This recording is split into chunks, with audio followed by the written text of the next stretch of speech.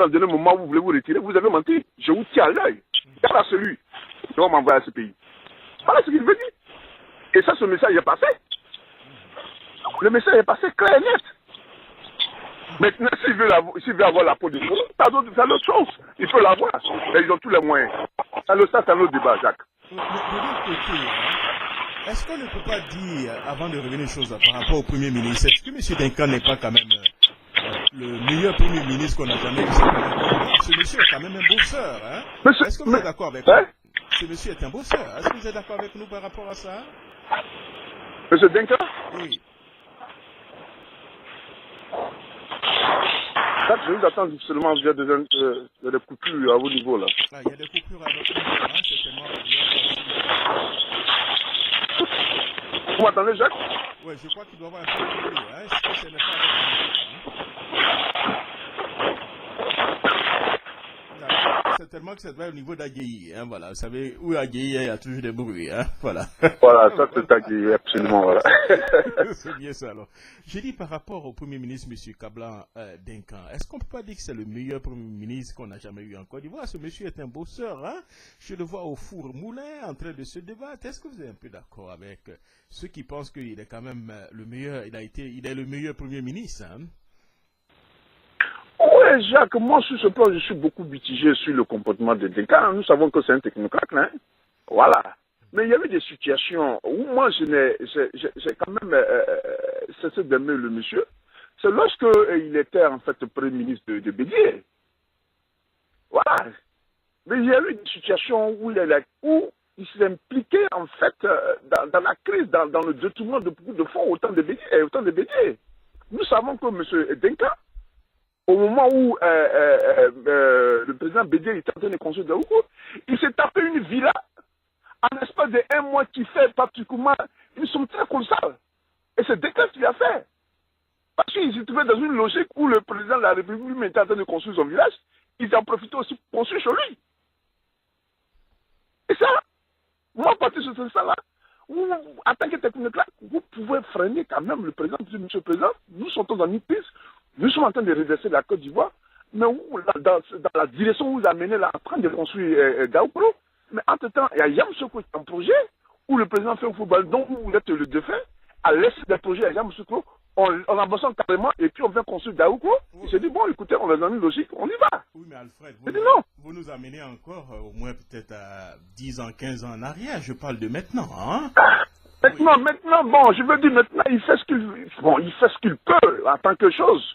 Peut-être il s'est dit que, bon, il y a peut-être le côté, le film patriotique en train de jouer pour dire, écoutez, bon, nous savons la crise ivoirienne, il faut, en fait, bon, moi j'ai écouté les interviews que vous avez jouées, mais il y a tellement de projets qui sont sur la table, mais on ne dit pas exactement à quel niveau d'endettement nous sommes. Parce qu'on nous fait des projets qui sont en train de sortir sur terre. Mais d'où sort cet argent-là? D'où vient cet argent-là? Où est l'argent de PPTE? Est-ce qu'on a mis de l'argent en réserve pour épargner nos dettes? Ou bien on continue de s'endetter? On ne dit pas ça. Mais on nous dit qu'il y a des projets. Or, nous savons que ces projets ne sont pas les projets de 5 millions. C'est des projets qui coûtent des milliards. Entre-temps, on parle de relever le panier de la ménagère. Où enlever l'argent pour relever, comment on l'appelle, le panier de la ménagère?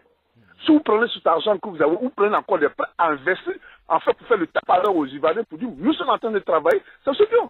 Mais est-ce que nous sommes à ce stade de lancer des projets pour la Côte d'Ivoire? C'est aussi bien, mais nous sortons dans une crise où les Ivoiriens sont divisés. Voilà. La stratégie, j'aurais voulu en économie. Et quand vous sortez dans une situation comme ça, il faut relaisser le niveau de la vie des Ivoiriens, baisser le coût de la vie, essayer de relaisser. Le projet où est parti, le projet d'augmentation des salaires des Ivoiriens, après donner un souffle des Ivoiriens, mais ce projet est resté à l'eau parce qu'il n'y a pas l'argent. C'est ça. D'accord. Il n'y a pas l'argent. Alors, de l'autre côté. Mais vous êtes des gars. Je vois. Vous êtes des gars. Alors, de l'autre côté. C'était une priorité importante pour les Ivoiriens de fonctionner pour dire, écoutez, au moins, au temps de Babou a fait 10 ans, 15 ans, on n'est pas donné un peu augmenter un salaire.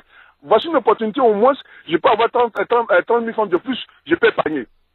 Mais on fait des promesses, on ne peut plus tenir parce qu'on s'est mis dans une logique de construire la Côte d'Ivoire en vitesse pour que quand les éléphants arrivent, non, on a construit dans le village de Jacques, hein.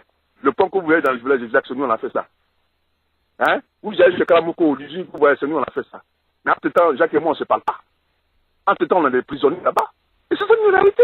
Bon, les gens, on s'en fout éperdument de ce qu'on est en train de faire.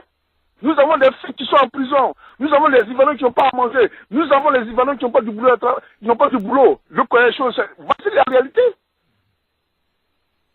Et que vous êtes en train de faire des démonstrations de tape à l'heure pour dire nous sommes en train de travailler, nous sommes en train de travailler. Oui, vous travaillez, mais tant mieux. Mais les Ivoiriens ne ressentent pas ça. Et ça, c'est la réalité. Allez, s'intéresser les Ivoiriens, on lui dit. On y en a troisième point, on dit, bon, écoutez, allez-y, troisième point, c'est bon, mais c'est pas ça que nous on mange.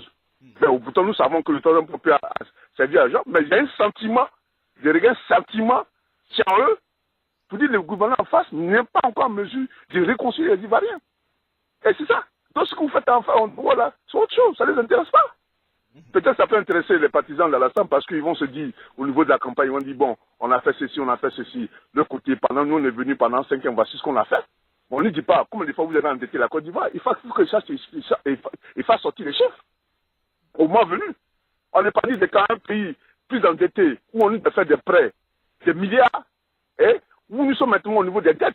Parce qu'on a augmenté, tout le monde a diminué. Ça, il faut qu'on fasse sortir les chiffres. Mais si on fait sortir les chiffres qu'on est plus endetté, c'est-à-dire que c'est la société qui sont en train de faire, Jacques. Ah, c'est une société qui sont en train de faire sur nos dos. Hein. D'accord, alors la sorcellerie, hein, d'après donc, mon ami, alors, de l'autre côté, hein, en début, donc je vais dire en fin donc, de la semaine dernière, hein, nous avons vu, je ne sais pas si c'est l'interview hein, que M. Ouattao, je ne sais pas si ça a été certainement vérifié, hein, a accordé donc à Niali, hein, gros bout, hein, voilà, je crois que c'est donc devant, hein, je crois que c'est le site devant. Je crois que c'est sur le site. Alors, de toute façon, je reviendrai pratiquement à l'élément tout à l'heure. Hein. Le site, je crois, c'est Debout hein, CI. Hein, voilà. Alors, je vais vous lire un peu les échanges que ce confrère aurait eu avec M. Ouattao. Voilà ce qu'il dit. Hein. Niali Grokou qui pose la question. Allô, allô, mon commandant. Hein. Bonjour, mon commandant.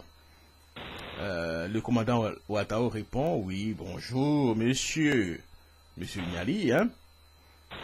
Non, monsieur, voilà, c'est ça Niali. Je crois que ça va être le frère de mon frère Niali qui est là, voilà. Voilà Niali.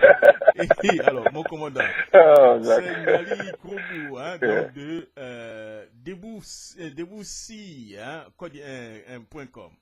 Ouattao répond, oui, hein, je vous écoute.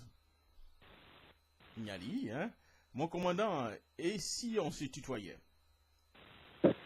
Ouattao, comme tu veux. Merci, mon commandant. Alors, M. Niali pose la question. Alors, mon commandant, je voudrais savoir un truc sur tout ce que hein, se trame actuellement hein, te concernant. Tu es au courant de tout ça? Ouattao qui répond, oui, bien évidemment. Mes services et moi-même, nous savons très bien. Et Niali répond à sa question. Mon commandant, hein, je parle d'un supposé mandat d'arrêt hein, de la CPI contre vous. Ouattao, oui, j'ai eu donc les échos. Hein. Et pour ce qui est donc du mandat d'arrêt hein, contre moi, même, tu le dis ainsi bien, un supposé. Alors, le jour hein, qu'on me verra donc une notification claire hein, de ce mandat d'arrêt, je réagirai. Alors, M. Niali revient, mon commandant, l'opinion ivoirienne et internationale voudrait bien savoir si tu es vraiment impliqué donc, dans un trafic donc, de diamants, hein, comme le dit le rapport donc, de l'ONU, hein, là au moins hein, tu peux vraiment dire quelque chose. Voilà, il répond, Ouattao répond, hein, pour cette affaire donc, de diamants, hein, chacun est libre de dire ce qu'il veut. J'attends donc de voir donc les preuves. Voilà, lui il attend toujours les preuves. Hein. Voilà, il est devenu un bon politicien maintenant. Hein. Alors Niali revient à la question. Mon commandant, tu veux dire que l'ONU hein, qui vous a soutenu hein, sur tous les plans lors donc, de la guerre n'est plus crédible?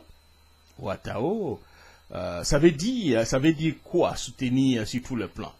Nous avons battu hein, tous seuls hein, pour être là aujourd'hui. Hein. Mais pour ma réaction, j'attends. Alors la question, mon commandant, ta réaction ne viendra-t-elle pas tardivement? Ouattao, non, un militaire est prêt à réagir hein, à tout moment hein, et promptement. Alors Niali Kiri, il dit, ah bon, il continue, oui, cher ami, hein, comme tout le monde me connaît d'ailleurs.